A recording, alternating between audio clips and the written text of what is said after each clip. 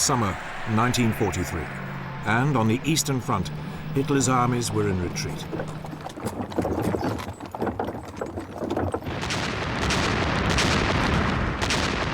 Huge Soviet artillery barrages and tank assaults were shredding the German lines.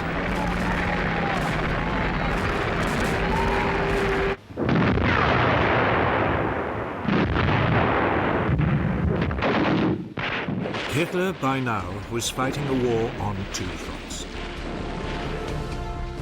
In Western Europe, an Anglo-American force was moving up through Italy, menacing his southern flank. The Germans had been forced to pull some of their elite troops back from the Eastern Front to help.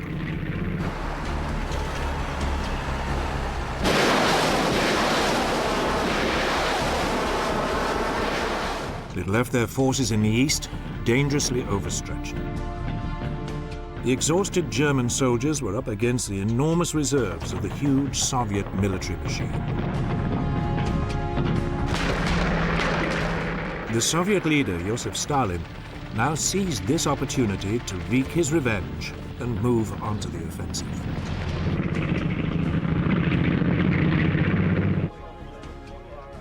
By early August 1943, the Red Army had driven the Germans from the cities of Orel and Belgorod.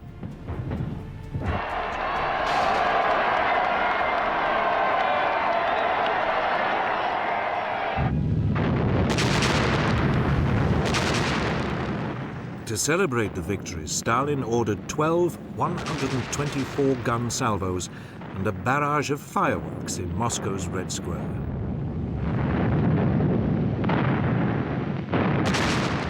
He proclaimed, "Eternal glory to the heroes who fell in the struggle for freedom. Death to the German invaders."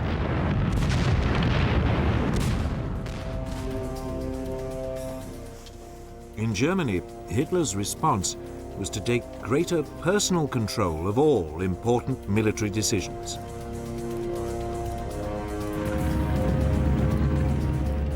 The effects were felt almost immediately by Axis troops occupying the strategically important city of Kharkov.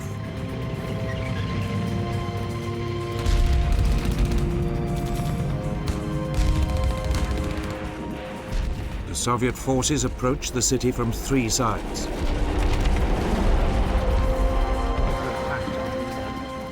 The German commander, Erich von Manstein, ordered a tactical withdrawal. Hitler immediately countermanded it. Kharkov should be held at all costs. Hitler would not accept anything that would reduce what he called Lebensraum, the land he believed Germany needed to ensure its greatness. Just as importantly, he also believed Germany would win the war, if not by numbers, then by the sheer will to win.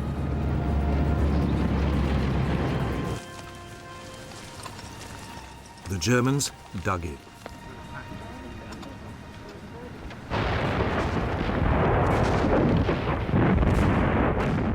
At first, it seemed to work. For several days, repeated Soviet assaults were repulsed.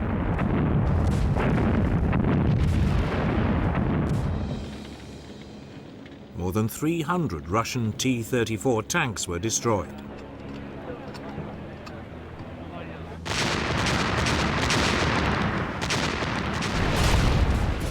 But by the end of August 1943, the German positions had been overrun.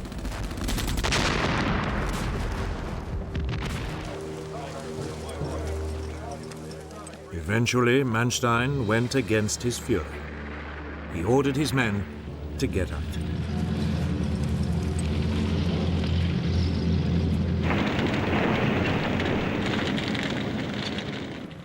The Red Army drove into the ruins of Kharkov the next day. It marked the beginning of a massive Soviet offensive along a 1,500-mile front.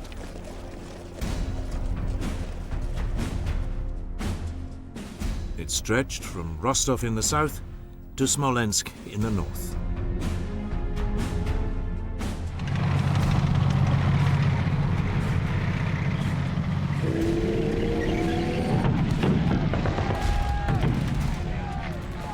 the southern end of the front, near Rostov, a Russian breakthrough threatened to trap pockets of German soldiers in the Crimea.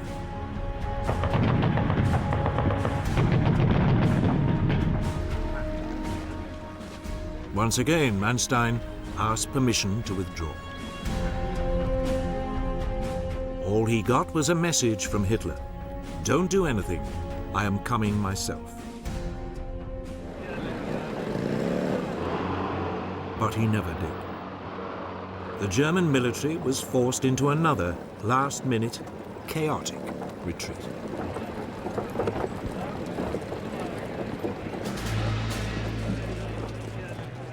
The withdrawal was made worse by bands of battle-hardened partisans.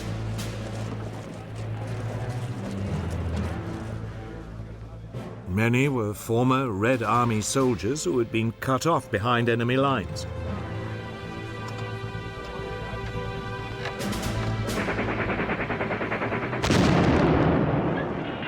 They now ambushed the retreating Germans, cutting their communication and supply lines. The Germans responded with predictable ferocity.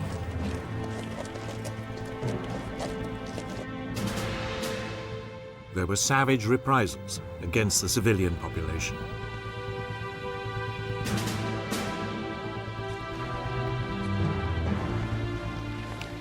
The Germans also launched a scorched earth policy.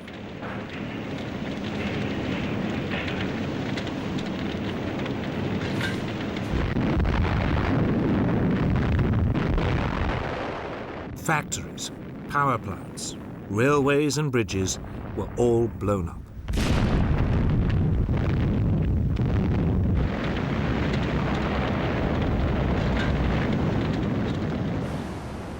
A massive hydroelectric dam, which provided electricity for the whole of the Ukraine, was wrecked.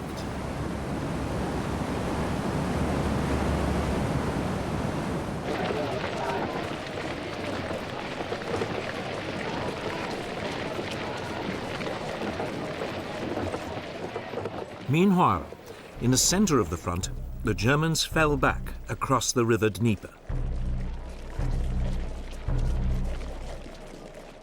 As they fled, they blew up yet more bridges, turning the river into a formidable defensive line.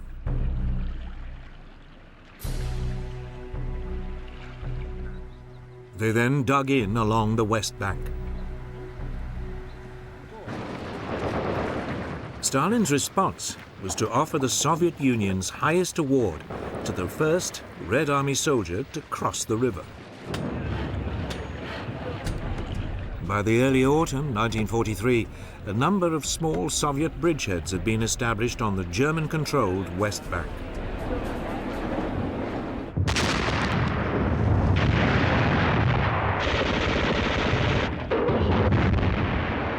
But they met determined German resistance.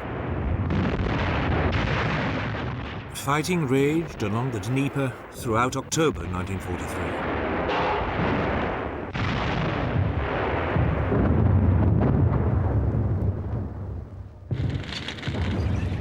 Finally, at the beginning of November, Soviet troops captured Kiev.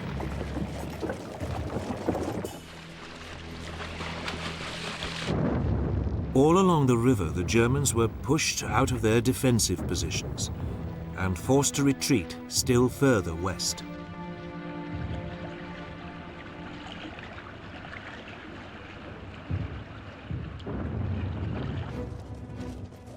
By the end of 1943, the Red Army had virtually cleared the Germans out of Russia's historic homeland. They were now moving west across the Ukraine.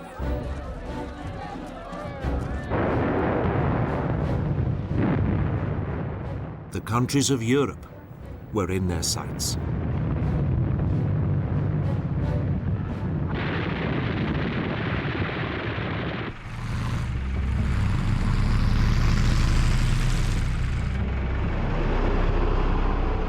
By spring 1944, Hitler's armies were in full retreat.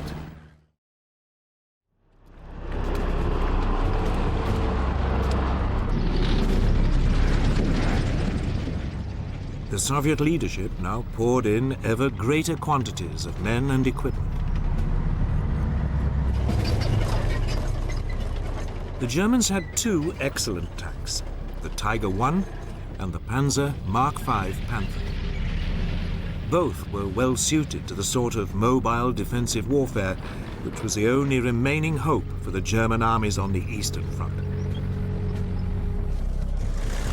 But the Red Army had at least twice as many tanks, mostly the battle-tried T-34, and armament factories in Siberia were turning out more at a rate of 2,000 a month.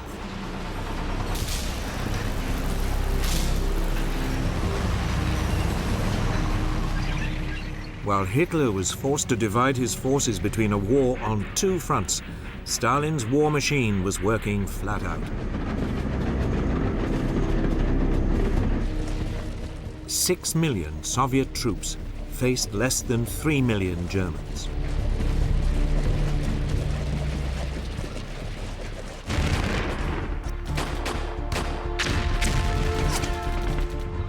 In early January 1944, the forces of the First Ukrainian Front moved in from the north on the German-held town of Korsun. It was the last German toehold on what they'd hoped would be their defensive line along the river Dnieper. 12 days later, the forces of the Second Ukrainian Front drove forward on the southern side.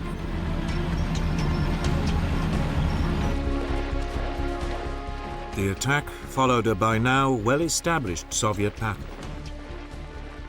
First, there was a build-up of an overwhelming number of troops. The Germans were never quite sure where the first assault would come from.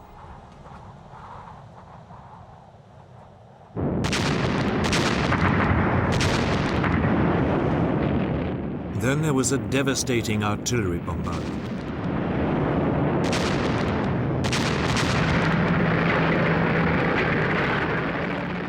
Next, the massed tanks of the Red Army would punch a hole through the German defenses. Finally, the infantry poured in.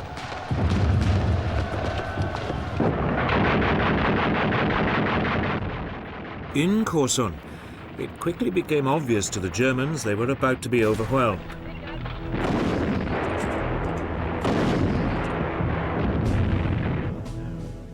The German commander, Field Marshal Erich von Manstein, flew to Hitler's headquarters in East Prussia to beg, yet again, for permission to pull out. But Hitler once more refused.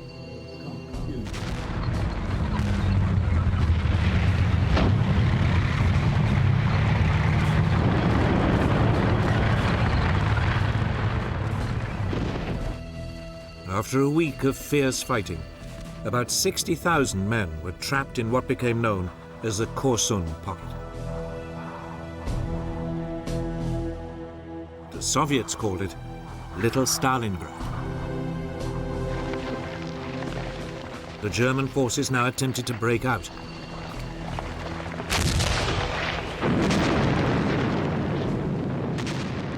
But the Russians were ready for it.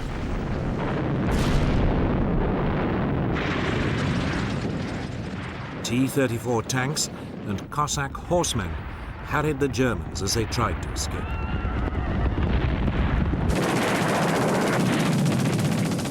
The fighting lasted 2 days.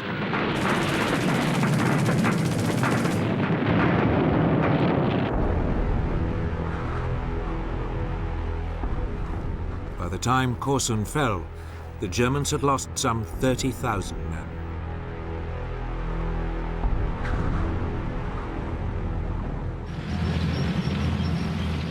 The Red Army forces were now moving forward at speed.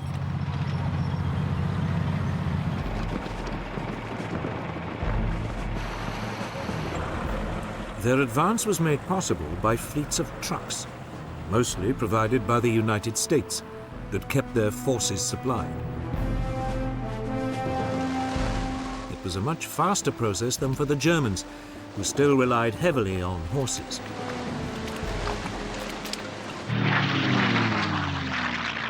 The Russians were also dominating the skies.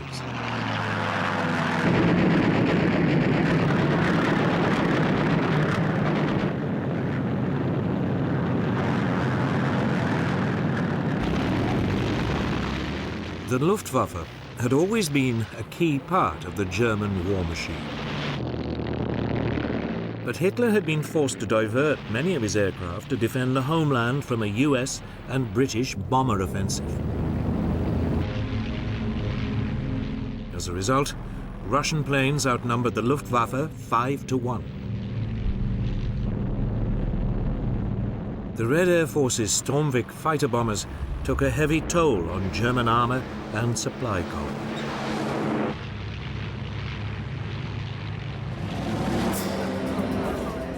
Yet Hitler refused to contemplate defeat, and now announced a new version of his no-retreat policy. He ordered the German troops to create what he called fortified areas, or local strongholds. These were to be defended to the bitter end. Only with his personal approval could any of these fortresses be abandoned. It was a desperate ploy, and would come to cost the Germans dearly. One of the first tests of the new strategy was near the Ukrainian town of Kamenets-Podolsky. Here, 20 divisions of panzers were threatened with being cut off. But Hitler declared it a fortified area and refused to allow a retreat.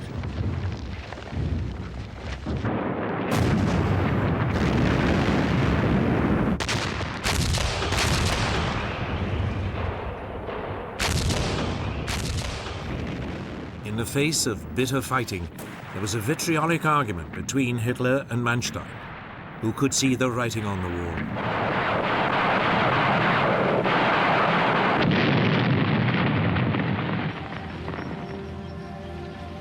Finally, Manstein got his way, and the panzers were given permission to break out.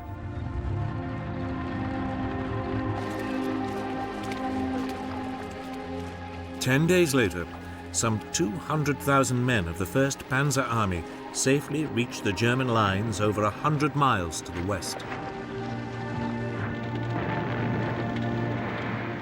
But they had lost most of their heavy equipment and weapons. By now, Manstein's requests to retreat had become too much for Hitler. The field marshal was sacked.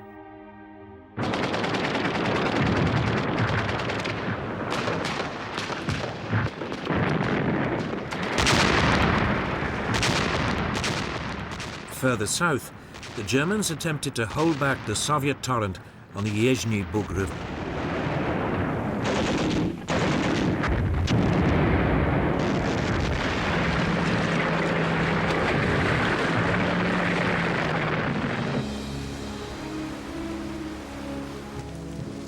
They failed, and a large force of Germans was caught behind Russian lines in the Black Sea port of Odessa.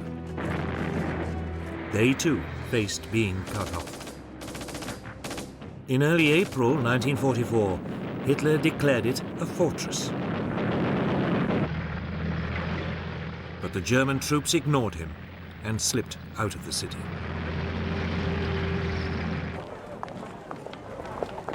Several days later, on April the 10th, Odessa was liberated.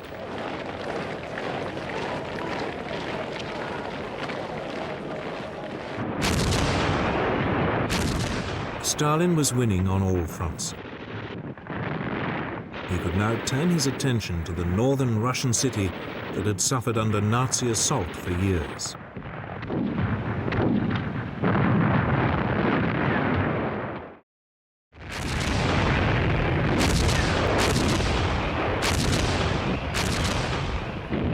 By the beginning of 1944, the Russian city of Leningrad had been under siege from German forces for nearly 2.5 years.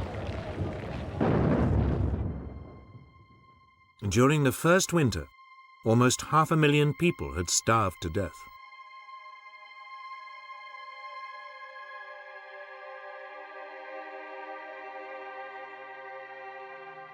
Volunteers struggled to put out fires and construct defenses.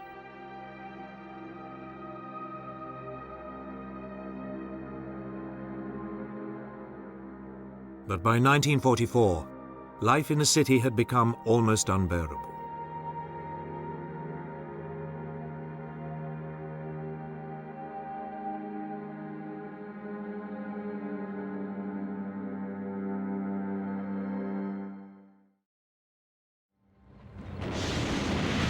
Several attempts to relieve it had failed.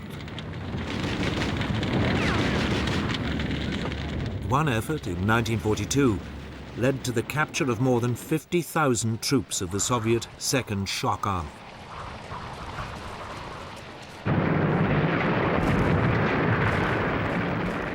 Another, in 1943, had enabled a trickle of supplies to get into the city.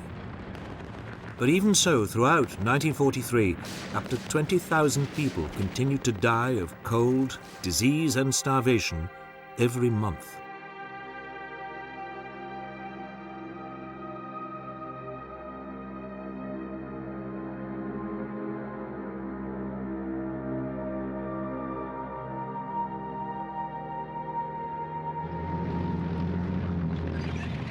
By January 1944, however, with the Germans in headlong retreat, Stalin now turned his attention to the plight of the city.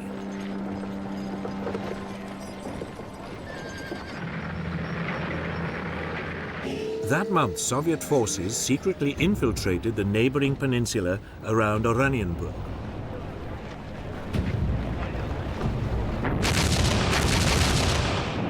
The attack on the German positions started with a savage 65-minute bombardment.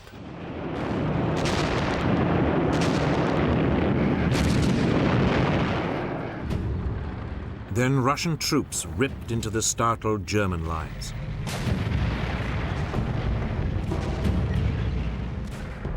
At the same time, another Soviet force attacked from the northeast around the city. They too burst onto the German lines.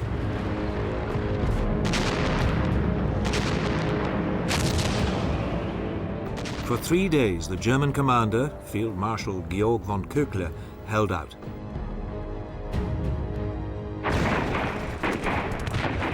Finally, he asked Hitler for permission to fall back.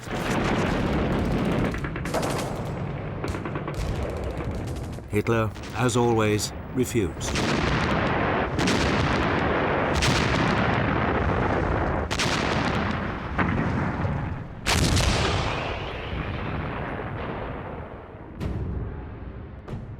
Köckler argued back, telling the Führer only a swift withdrawal would save his army from a massacre. Hitler sacked him. He was replaced by General Walter Mödel. He was known as Hitler's fireman for his fierce loyalty and avid Nazi outlook.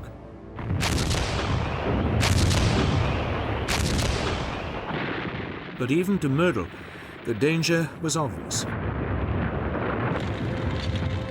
He now disobeyed Hitler and pulled out.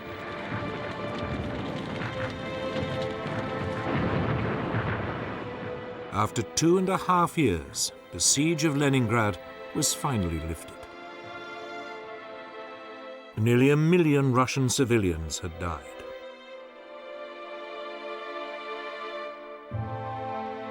Relief in the city was overwhelming.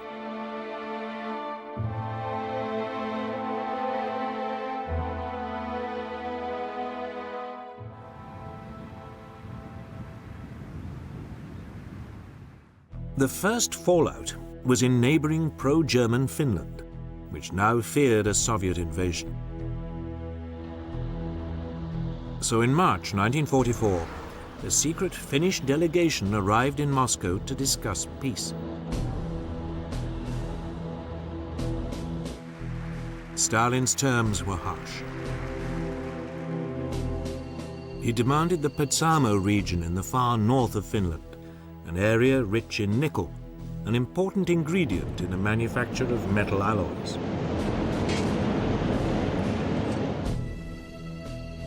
He also demanded reparations of $600 million.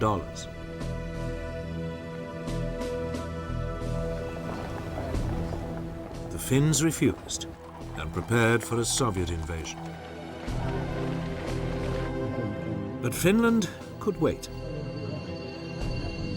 The Soviet High Command, or Stavka as it was known, had more pressing business further south.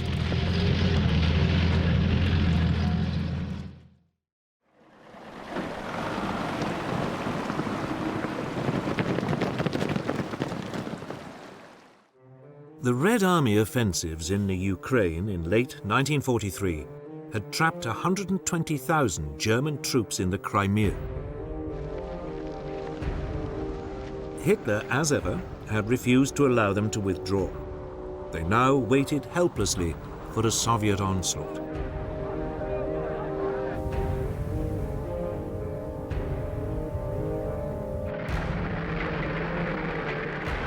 In early April, 2 months after the lifting of the siege on Leningrad, it came. The troops of the 4th Ukrainian Front crashed into the Crimea from the north.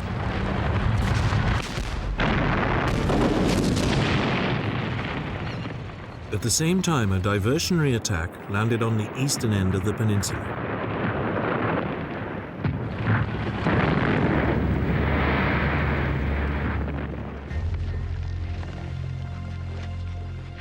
In less than a day, the Axis troops in the west had given way.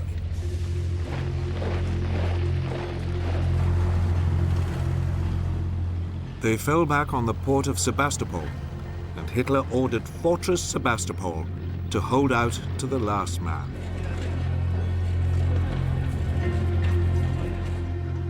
They didn't stand a chance.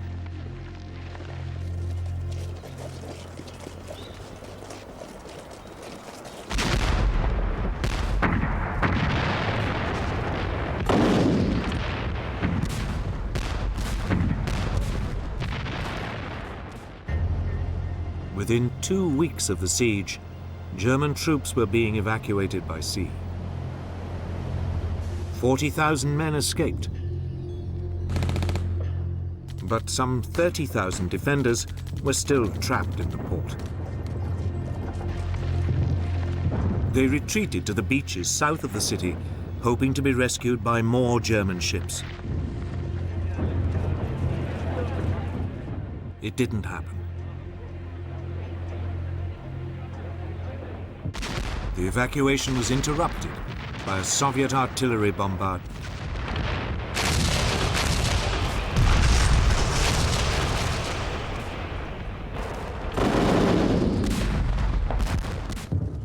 Three days later, the Germans surrendered.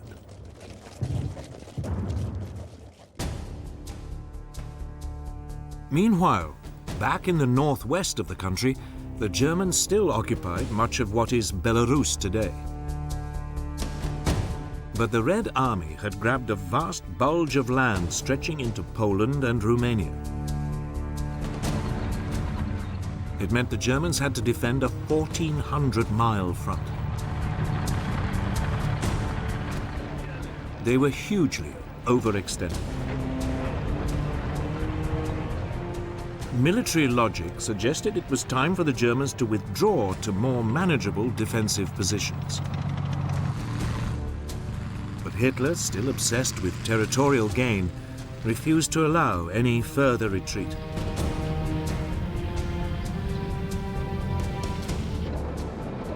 The German military would continue to pay a high price for Hitler's constant meddling and unrealistic ambitions.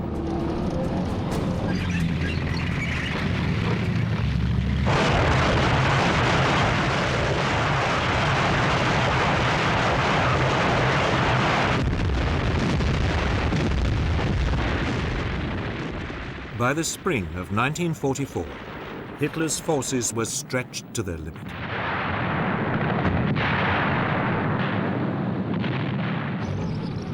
All along the Eastern Front, there was a desperate need for reinforcements.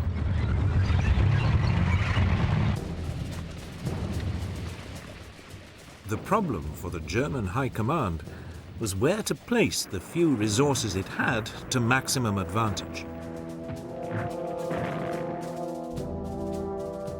German intelligence reports suggested the next big Red Army offensive would be into Belarus. But Hitler disagreed. He was convinced Stalin would strike south and seize the Romanian oil fields. Both were wrong, at least to begin with. In the early summer, the Red Army Command finally turned its attention to Finland.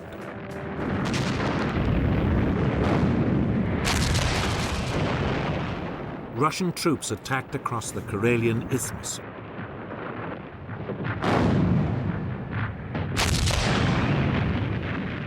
After 2 days fighting, the Finns were forced to retreat.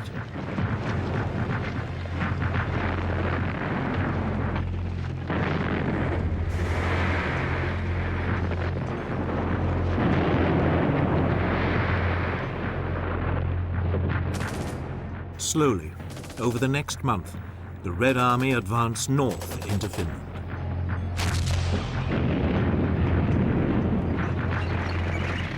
By August 1944, it was all over, and the Finns sued for peace.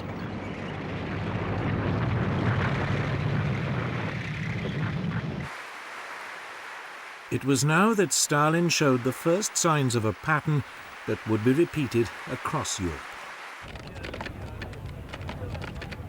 He seized land, in this case areas of Finnish Karelia and the nickel-rich Petsamo region.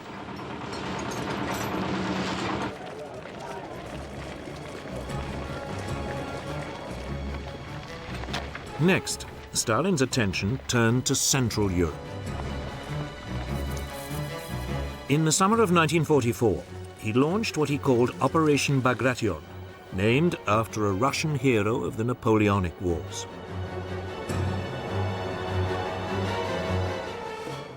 At 5 a.m. on June the 22nd, 3 years to the day after Hitler's invasion of the Soviet Union, the guns of the Red Army began a ferocious bombardment of German forces in what today is Belarus.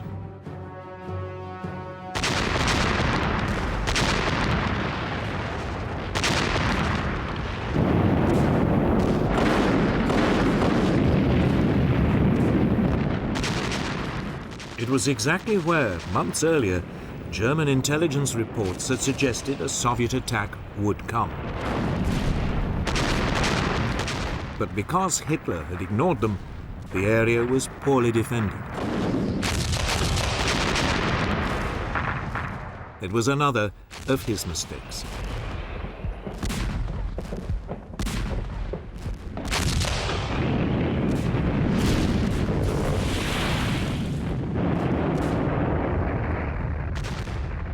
The Germans were now being pounded along a 350-mile front. In some places, the Russians used over 400 guns for every mile.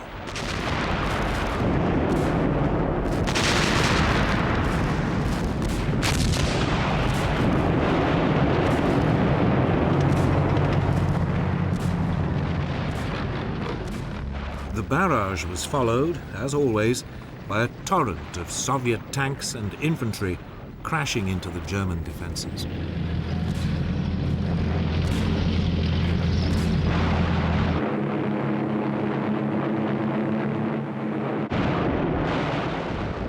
To make matters worse for the Germans, they had almost no air support. Much of the Luftwaffe was still tied up defending the German homeland. It was now that Hitler's folly of fighting a war on two fronts became all too apparent. The Red Air Force could operate almost unopposed.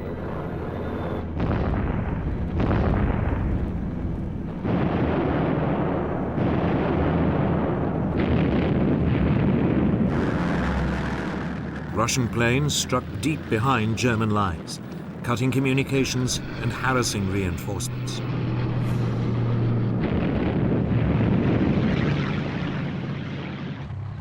Within 36 hours, the German panzers had been swept aside.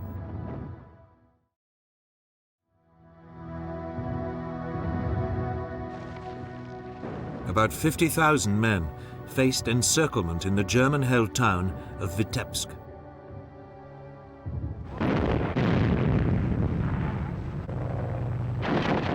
Hitler, as had become routine, initially refused to let it retreat. Then, when on the following day he relented, it was too late for many of his troops. 4 days later, Vitebsk fell. 20,000 Axis troops were killed and 10,000 taken prisoner.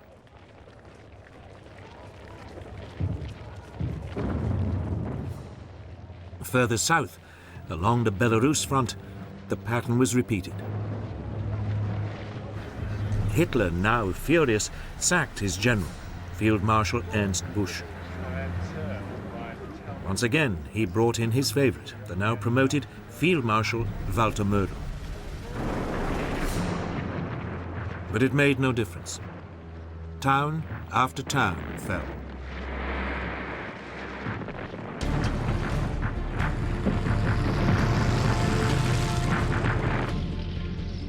The regional capital of Minsk was now within reach.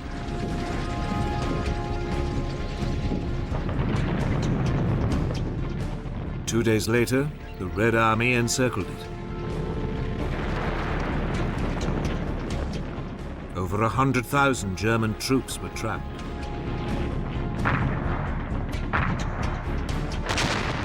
Soviet forces bombarded them.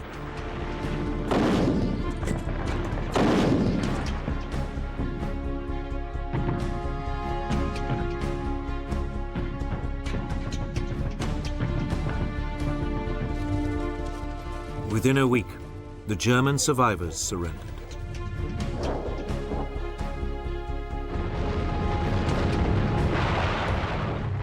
The unstoppable Russian advance now pushed on to the Baltic states.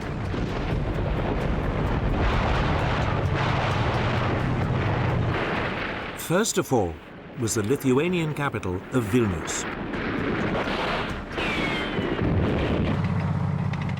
Across the entire eastern front, the Germans were in retreat. But they left behind them towns and countryside laid waste. They committed widespread atrocities against local inhabitants.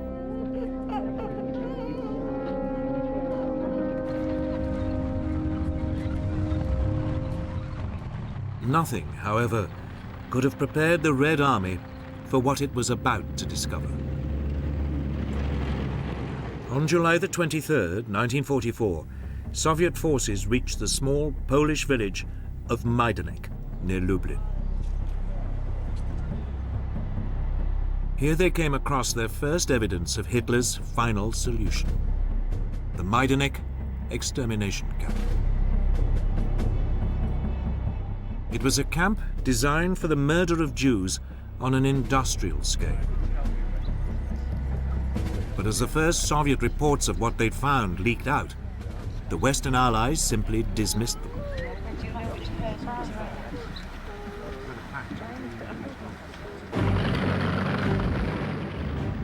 Three days after seizing Majdanek, the Russians were approaching Warsaw.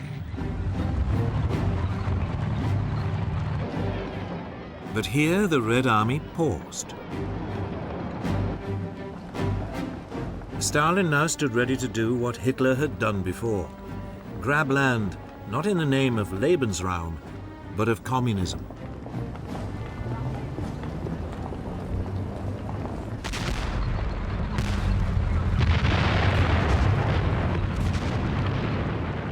By the summer of 1944, Operation Bagration had ripped the heart out of the German army in the east.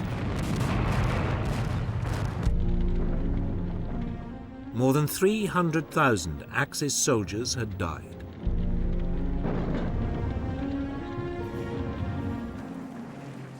A 150,000 had been taken prisoner.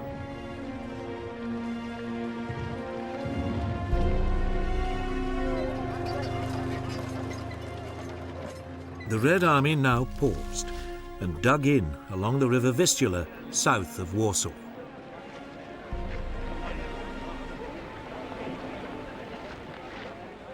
Stalin was in no hurry to bring the war to an end. With Europe in turmoil, conditions were ideal for the spread of communism.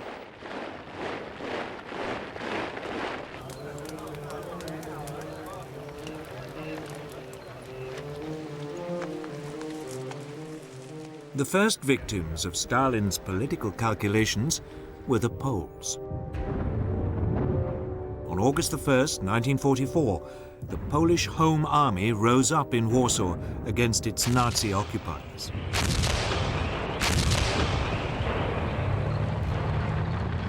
But it desperately needed help.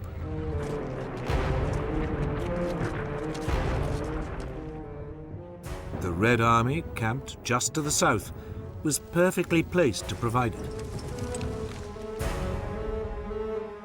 But Stalin regarded the Polish Home Army as close to the Polish government in exile in London and hostile to communism.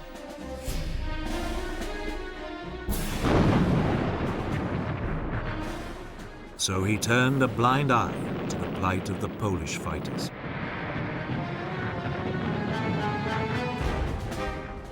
They were crushed with terrible brutality. The Germans wouldn't finally be pushed out of Poland until the Russian army drove them out in January 1945.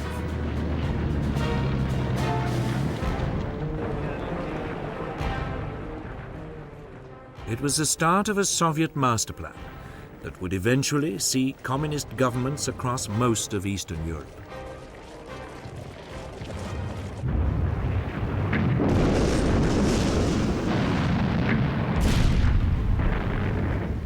To the north, contingents of the Red Army continued to clear the Germans out of the Baltic states. These would later be incorporated into the Soviet Union.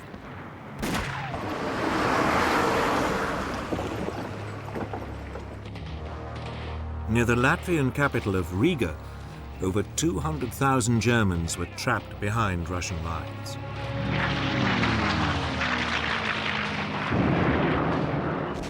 But Hitler, still determined to hold on to his Lebensraum, refused to countenance a retreat.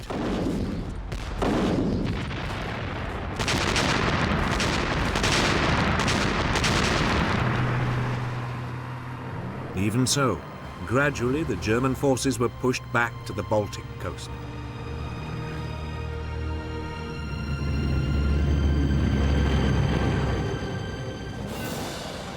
By mid-October 1944, the Germans had been squeezed onto the Courland Peninsula, west of Riga.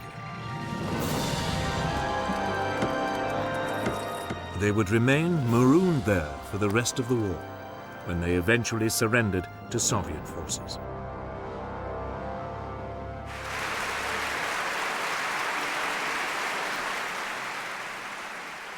Stalin, meanwhile, was already sizing up other territory in Eastern Europe. He could have moved directly west towards Germany. Instead, units of the Red Army moved south in a vast thrust down through the Balkans.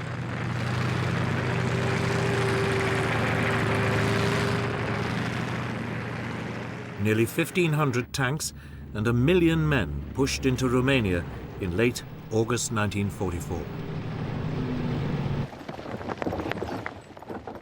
The defending Axis forces had less than 400 tanks and just 800,000 troops.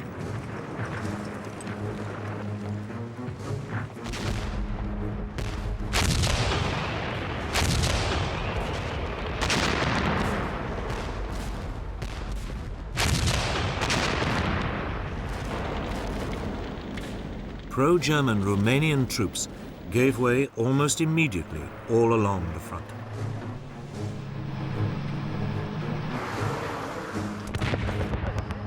3 days later, large pockets of German troops were surrounded near Kishinev. Hitler issued his standard command: no retreat.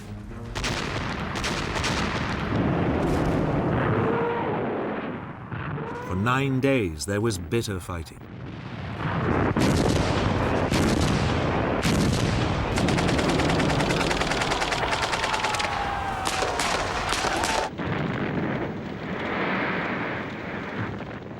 Over 180,000 German troops were killed or taken prisoner.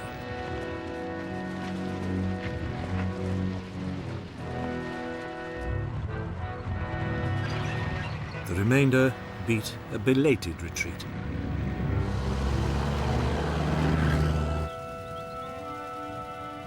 In late August, Romania's pro-German dictator, Marshal Ion Antonescu, was arrested.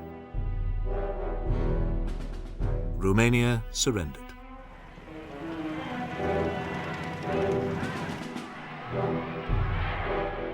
By the end of the month, the Red Army was in Bucharest and had occupied the strategically important Romanian oil fields.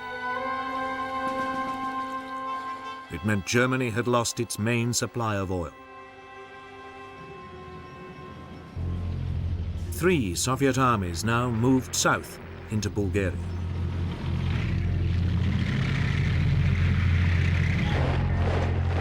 Bulgaria had tried to stay neutral, but it too would soon be swallowed up by the Soviet Empire.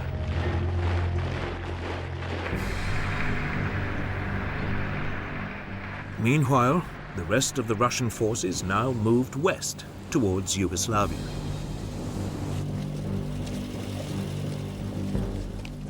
German troops to the south, in Greece, faced being trapped.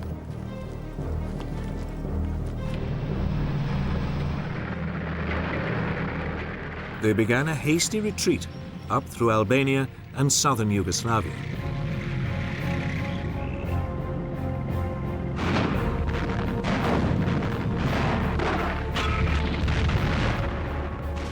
They were harried all the way by Albanian and Yugoslav partisans.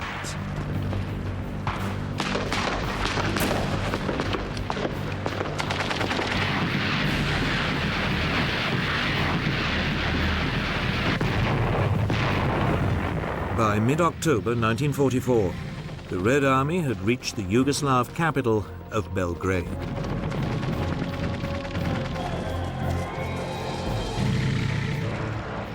Only now did it begin to swing north and west towards Hungary and then Germany.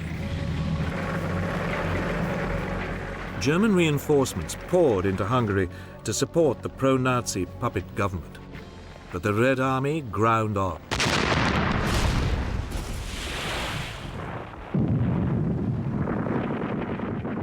Eight weeks later, it laid siege to Budapest.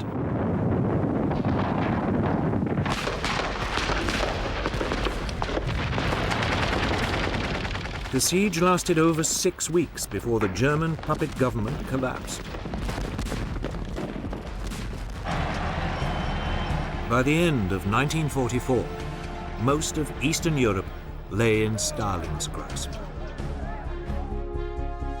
His troops controlled the Baltic states and Poland, Romania and Bulgaria. Pro-Soviet forces ruled in Yugoslavia and Albania. Hungary and Czechoslovakia were in his sights. Stalin had successfully laid the foundations for the future Soviet bloc. He could now, at last, move on to Germany. But in the west, Allied forces were also approaching the German border. The race was on to be the first to take Berlin.